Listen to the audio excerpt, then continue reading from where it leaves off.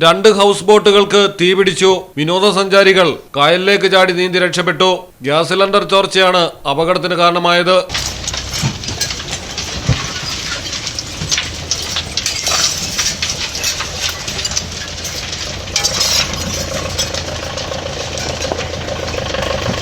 Sigo.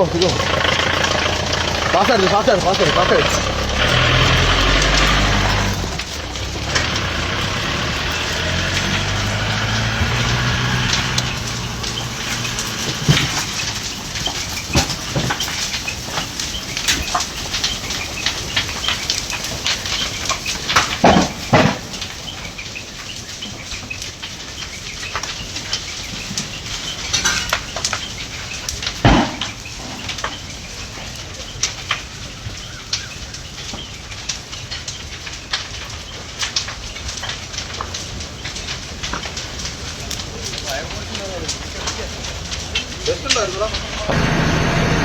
Alappuzha പള്ളാത്തുരുത്തിയിലാണ് ബോട്ടുകൾക്ക് തീപിടിച്ചത്.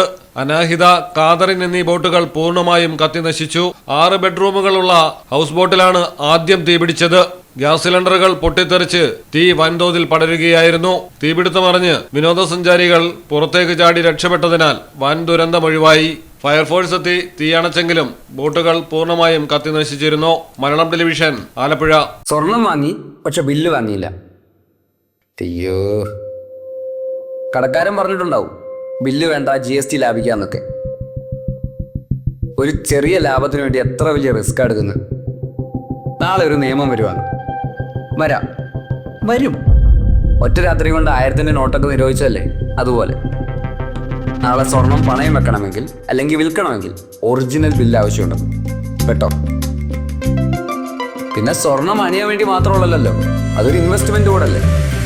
അതുകൊണ്ട് സ്വർണം വാങ്ങുമ്പോൾ GST നൽകിയെന്ന് ഉറപ്പുവരുത്തുക. സഫ ഗോൾഡ് ആൻഡ് ഡയമണ്ട്സ് ഒറിജിനൽ ബില്ലോടുകൂടി മാത്രം സ്വർണം വിൽക്കുന്നു. Safa Gold and Diamonds, different by design.